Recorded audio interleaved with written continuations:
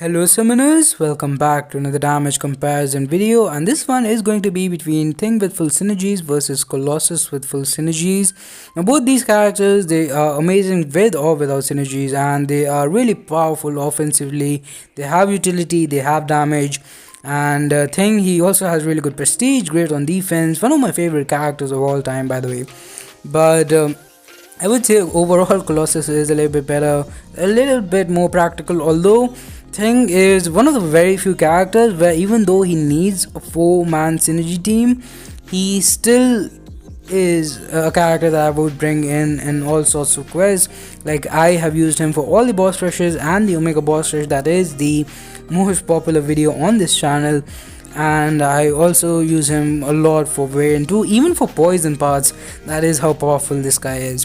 And Colossus, his damage output is, so usually I would say he doesn't really need to be awakened. Let's talk about the awakened abilities a little bit. So Thing here is unawakened, as you can see, but it wouldn't have made any difference to this damage comparison because it is a very powerful awakened ability, and especially on defense, but even on offense it has its uses, like especially against a 6.2 champion boss.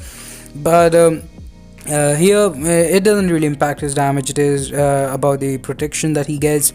And with Colossus, usually I say that he doesn't really need to be awakened, but for Labyrinth or longer fights, as you can see, like usually when you play Colossus, you parry heavy for the most part and then parry heavy chain to the SP2 for big damage, but that's not what we are doing here because Limber is a thing in Labyrinth and stuff. So but even in Labyrinth, he's one of my, I think he's one of the best options for a character who does not have a persistent charge mechanic or a way to carry over his damage, because he hits really hard. It takes a while to build him up, not too long though.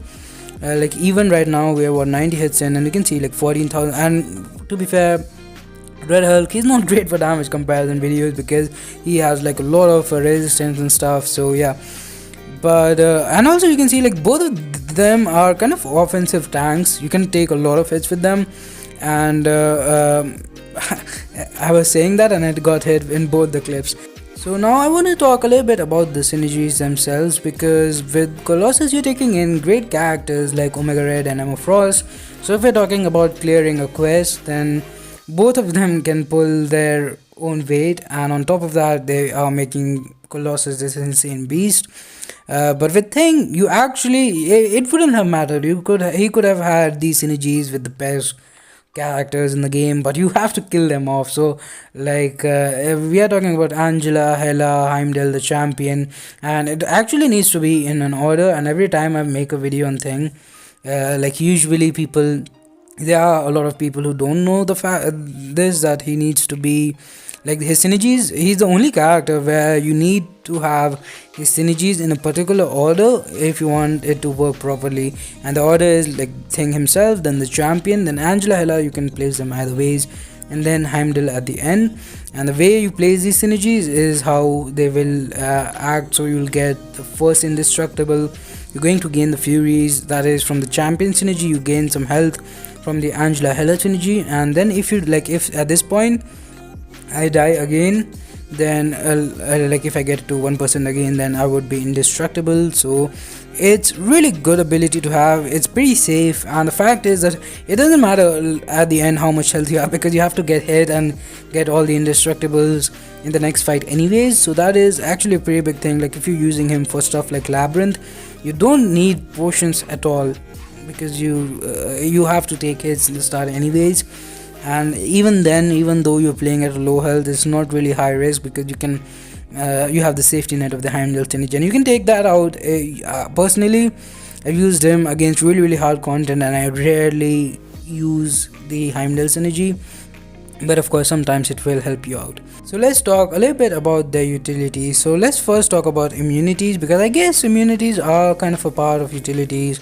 But Colossus here, he is cold snap immune, he's bleed immune, and Thing, he's shock immune, bleed immune, and nullify immune, which is a very unique immunity to have, and it definitely has some uses, very limited uses at the moment, but it could always be useful in the future. And on top of that, like they also have, like Colossus, he has the armor ups, which is like they help against characters like Havoc, and thing here, he has his protection mechanic, which is very powerful. He also has stagger on the SP2. So like basic point is that they are both offensive powerhouses, and thing is even great on defense, prestige. This guy has it all. But as you can see, Colossus did end up taking the win here. I should also mention that Colossus, you can include the Apocalypse synergy. I don't have Apocalypse anymore. I only had him in the CCP beta because he had a synergy with Strife, but now it's gone. But as a horseman, Colossus would have won even faster. And yeah, I think is also going to finish up any second here.